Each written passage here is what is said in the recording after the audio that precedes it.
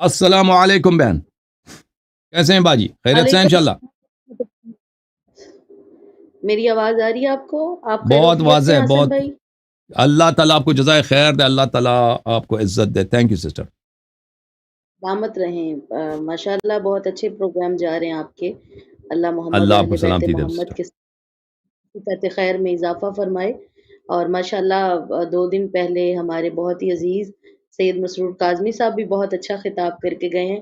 काफ़ी दिनों से माशाअल्लाह। राब्ते में थे मेरे भाई जो मोअतबर उस्मान भाई हैं आपके असिस्टेंट। शाबान से कुछ रूटीन नहीं बन रही थी, जश्न के हवाले से कुछ मसरूफ़ियात थी और जी। मजालिस के हवाले से। फिर आज थोड़ा वक़्त मिला तो मैंने कहा ज़रूर हम अपने भाई को जॉइन करें। अल्लाह आपको अल्लाह सलामत आपको रखे। इज़्ज़त दे। ये तो हमारी सिस्टर हैं, ज़ाकिरा हैं, ख़तीबा हैं, मेंबर की खिदमत करती हैं। इमाम हुसैन अलैहिस्सलातु वस्सलाम, अहले बैत अलैहिमुस्सलाम का ज़िक्र और उनके फ़ज़ाइल लोगों को सुनाते हैं। और इनका इसमें गिरामी है सिस्टर मदीहा हुसैन आबिदी। आपकी तशरीफ़ आवरी और ज़रा नवाज़ी का बड़ा शुक्रिया। अल्लाह आपको इज़्ज़त दे। और आप जैसे हमारे जी, सिस्टर्स जो हमारी बहनों की मजालिस को वो रौनक बख्शती हैं और अहले बैत अतहार अलैहिस्सलाम की खिदमत करती हैं, अल्लाह ताला उन सबको जज़ाए खैर दे। अल्लाह ताला आप सबको इज़्ज़त दे। जी सिस्टर, मैं आपकी खिदमत में हाज़िर हूँ। और आपने ज़िक्र किया हमारे ऑपरेटर साहब का, तो हमारे जो 2 ऑपरेटर हज़रात हैं, एक चौधरी उस्मान साहब हैं और एक अपने खान साहब हैं। दोनों मेहनत करते हैं। खान साहब की बहुत जी, मेहनत है और सलामत चौधरी उस्मान साहब की भी दिल मेहनत से है। हम कर दोनों के शुक्रगुज़ार हैं। जी सर। जी, जी बहन। जी।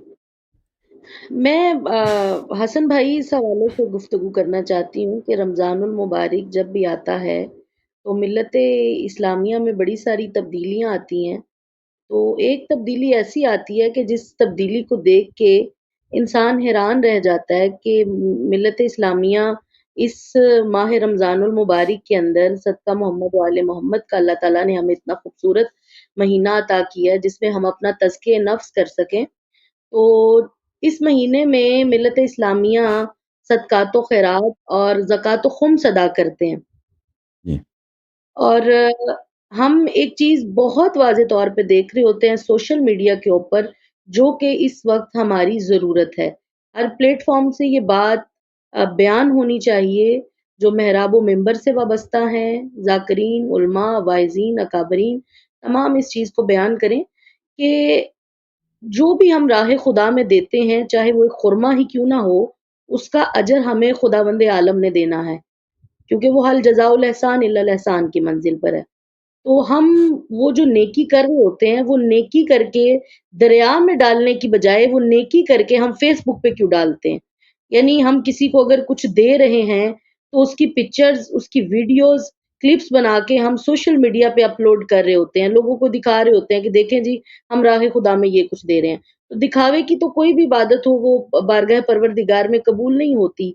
तो मेरा ये कहना है मिल्लत इस्लामिया के आगे हमारे मुसलमान बहन-भाई जो भी अल्लाह ताला इनकी तौफ़ीक़ात खैर में इज़ाफ़ा फ़रमाए, अल्लाह रब्बुल इज़्ज़त इन्हें ज़्यादा से ज़्यादा नवाज़े।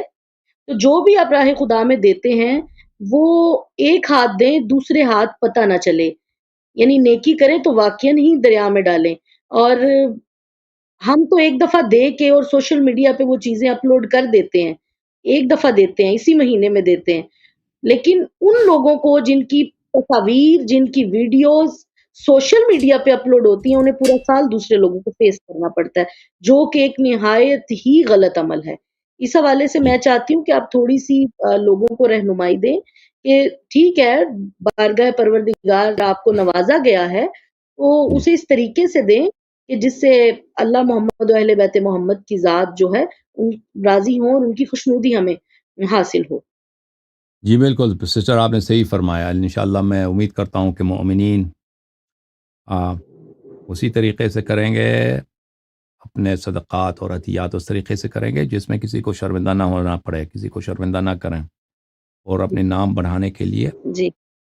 और दो लोगों को दिखावे के लिए खर्चा अखराजात ना करें, बल्कि अल्लाह की रज़ा के लिए बग़ैर रिया के नेक काम में हिस्सा लें।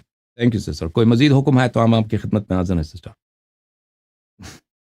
जी, इस हवाले से मुझे उस्मान भाई ने कहा था कि मौला के ज़िक्र के हवाले से कि आप थोड़ा-सा फ़ज़ाइल और जी, थोड़ा-सा मसाइब बयान कीजिएगा। तो मैं कुरान पाक की उस आयत से, क्योंकि अक्सर औक़ात आपको पता है हमारी मजालिस पे लोगों का एतराज़ होता है कि हम اپنی مجالس میں سرکار رسالت مآب صلی اللہ علیہ وآلہ وسلم کا ذکر نہیں کرتے. ہم ہر وقت علی علی کرتے ہیں، علی کے فضائل پڑھتے ہیں، علی کے قصیدے جی پڑھتے جی، ہیں، سلام بلکہ ہم اللہ علیہ. حقیقت سے انکار کرتے، فخر کرتے ہیں کہ جی الحمدللہ ہم اس ہستی کا ذکر کرتے ہیں جس نے ساری زندگی اپنی اطاعت مصطفیٰ میں گزاری ہو، حقیقت محمدیہ کو ادراک کیا ہو. اور میں سمجھتی ہوں کہ اگر ملت اسلامیہ آج بھی ایک پلیٹ فارم پہ اکٹھی ہو جائے، حقیقت محمدیہ کو درک کر لے، تو ہمارے مسلمانوں کے اندر جتنا انتشار ہے، جتنی فرقہ بندی ہے، یہ بھائی بھائی کے خون کا پیاسا ہے، مسلمان مسلمان کے خون کا پیاسا ہے، یہ ساری لڑائیاں، یہ سارے جھگڑے فساد ختم ہو سکتے ہیں. ہم ایک پلیٹ فارم پہ اکٹھے ہو سکتے ہیں. اس لیے کہ قرآن پاک میں اللہ تعالیٰ ارشاد فرماتا ہے کہ قُلْ إِن كُنتُمْ تُحِبُّونَ اللَّهَ فَاتَّبِعُونِي يُحْبِبْكُمُ اللَّهُ وَيَغْفِرْ لَكُمْ ذُنُوبَكُمْ وَاللَّهُ غَفُورٌ رَحِيمٌ. کہ اے میرے حبیب ان لوگوں سے فرما دیجئے جو مجھ سے محبت کا دعویٰ کرتے ہیں کہ اللہ اس وقت تک دعویٰ محبت کو قبول نہیں کرتا جب تک کوئی میرے رسول کا اتباع نہ کر لے، میرے رسول کی پیروی نہ کر لے. اللہ اس وقت تک دعویٰ محبت کو قبول نہیں کرتا. پروردگارہ پھر تو دعویٰ محبت کو کیسے قبول کرتا ہے؟ تو اللہ کی آواز آئے گی کہ جب جس نے میرے حبیب کا اتباع کر لیا، میرے رسول کی اطاعت کر لی، پھر اسے زبان سے کہنے کی ضرورت نہیں کہ میں اللہ سے محبت کرتا ہوں. آواز قدرت آئے گی، جو بھی میرے رسول کا اتباع کرے گا میں اللہ خود اس سے محبت کروں گا. تو نتیجہ یہ نکلا کہ اللہ نے اپنے لیے عشق و محبت کا جو محور و مرکز قرار دیا ہے وہ ذات رسالت مآب صلی اللہ علیہ وآلہ وسلم کو قرار دیا ہے.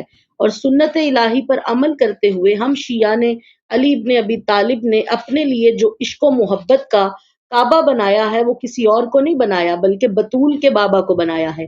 ہم شیعہ جسے بھی مانتے ہیں ذات رسالت مآب صلی اللہ علیہ وآلہ وسلم کی وجہ سے مانتے ہیں، جس کا اقرار کرتے ہیں ذات مصطفیٰ کی وجہ سے کرتے ہیں. اور ملت اسلامیہ کو اتحاد البین المسلمین کے تحت ہم یہ بتانا چاہتے ہیں کہ جن کا بھی ہم انکار کرتے ہیں وہ بھی ذات رسالت مآب صلی اللہ علیہ وآلہ وسلم کی وجہ سے کرتے. کیوں؟ کیونکہ ہمارے علماء نے، ہمارے ہادیوں نے، ہمارے پیشواؤں نے، ہمارے رہنماؤں نے، ہمارے جتنے بھی لیڈرز ہیں، انہوں نے ہمیں درس ہی یہ دیا ہے کہ کی محمد سے وفا تو نے تو ہم تیرے ہیں، یہ جہاں چیز ہے کیا لوح و قلم تیرے ہیں. تو جس جس نے بھی کائنات میں سرکار رسالت مآب صلی اللہ علیہ وآلہ وسلم سے وفا کی ہے، وہ چاہے انسان ہو یا حیوان ہو، ہم شیعہ نے علی ابن ابی طالب اس کا احترام کرتے ہیں. جی سسٹر، اللہ آپ کو جزائے خیر دے. کال ان کی کٹ گئی ہے میرے خیال میں. تھینک یو سسٹر، اللہ آپ کو عزت دے، اللہ آپ کو سلامتی دے. آپ کے کلام سے بڑا استفادہ کیا. اب ہمارے پاس ہمارے ذاکرہ بیان پھر آئی گئی ہیں، ان کو لے کے آتے ہیں انشاءاللہ. مختصراً ان کے ساتھ گفتگو ہوگی تو اس کے بعد انشاءاللہ تبارک مزید کال دیں گے. السلام علیکم. علیکم السلام ورحمۃ اللہ وبرکاتہ. علیکم السلام. بیان خیریت سے انشاءاللہ؟ جی حسن، جی الحمدللہ. آپ بتائیں، آپ خیر وفیت سے ہیں حسن اللہ بھائی؟ تعالیٰ آپ کو عزت دے. Thank you sister. آگے وہ کچھ نیٹ ورک کی وجہ سے کال ڈراپ ہو گئی تھی تو آپ سے کوئی بات گفتگو نہیں ہو پائی. تو کوئی بات. کافی دیر سے عثمان بھائی جو کوشش کر رہے تھے کہ دوبارہ سے جی کال مل سسٹر، جائے. اللہ آپ کو عزت دے، تو اللہ آپ کو گفتگو سلامتی دے. آپ تراویح کے متعلق اچھی گفتگو کر رہے ہیں. جی تو آپ کا فیوریٹ موضوع چل رہا ہے، پسندیدہ موضوع آپ کا. Thank you. تو اس حوالے سے آپ سے میں خلافت کے حوالے سے کچھ 2-4 سوالات کرنا چاہوں گی. دو چار جو کہ سوالات نہیں اکثر سسٹر، ایک سوال کر رہے ہیں، ایک سوال کر رہے ہیں. اللہ آپ کو جزائے خیر دے، کیونکہ آپ خود ماشاءاللہ اہل تحقیق ہیں تو ہم اللہ آپ کو عزت دے. ہمارے سے یہ سوالات ہوتے ہیں اور بہت زیادہ یہ سوالات کیے جی جاتے ہیں کہ جو باغ فدق بی بی کا حق تھا، بی بی جی دربار میں سسٹر. لینے کے لیے گئیں.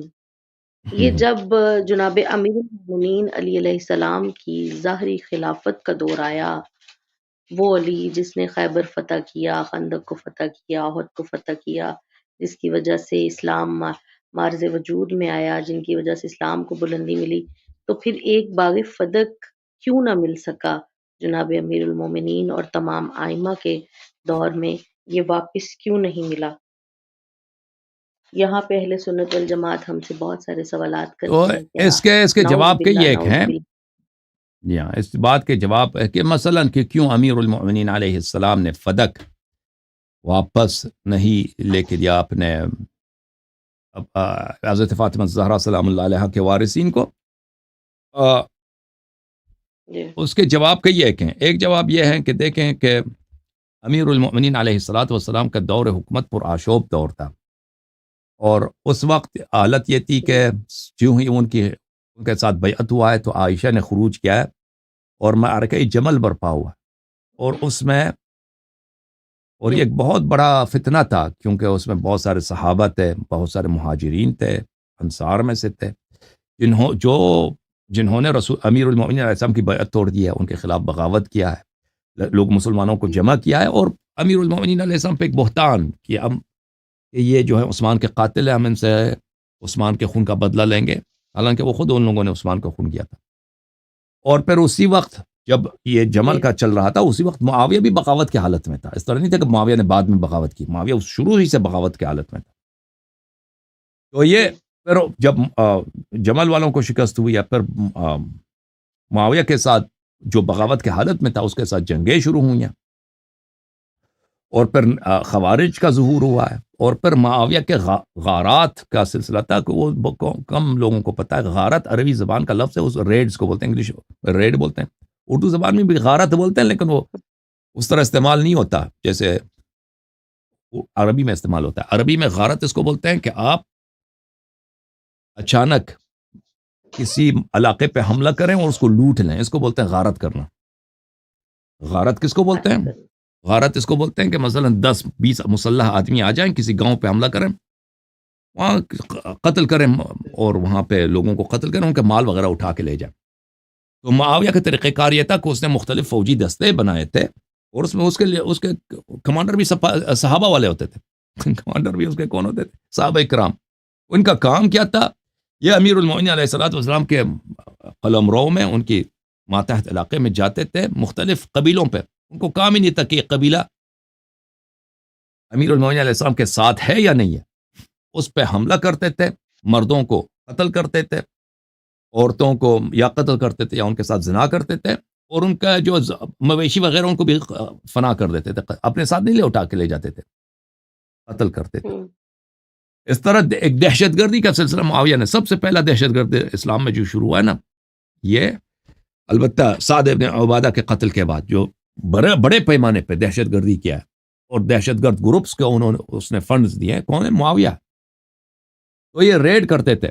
تو اور ان کا کام یہی تھا کہ وہ مسلح افراد تھے، مثلا 50 سوار 100 آدمی کا ایک چھوٹا سا دستہ ہوتا تھا. اب قبائل تو رہتے ہیں مختلف علاقوں میں، ان کے پاس اسلحہ نہیں ہوتا، وہ لڑنے کی تیاری تو نہیں ہوتی ان میں، رات کی تاریکی میں حملہ کرتے تھے، ان کو قتل کرتے تھے، پھر دوسری جگہ جاتے. تو حالات اس طرح پرآشوب تھے. تو ان حالات میں پھر امیر المؤمنین علیہ الصلوۃ والسلام کی حکومت کبھی مستقر نہیں ہوئی، پھر وہ جنگی کی حالت میں شہید ہو گئے.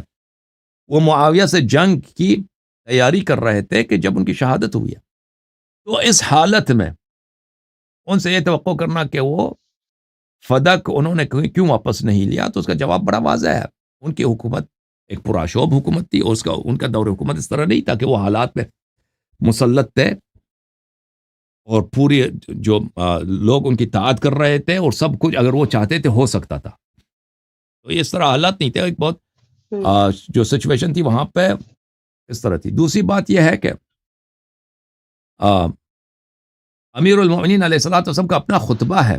میں نے کل، اگر جو لوگوں نے کل دیکھا ہے میرے پروگرام کو، کہ وہ اپنے خطبے میں فرماتے ہیں کہ مجھ سے پہلے جو وہ روضہ کافی کی جلد نمبر 8 میں، کہ مجھ سے پہلے جو خلفاء تھے وہ کیا کرتے تھے، انہوں نے بہت سارے کام کیے ہیں کہ انہوں نے رسول پاک صلی اللہ علیہ وسلم کی مخالفت کی ہے،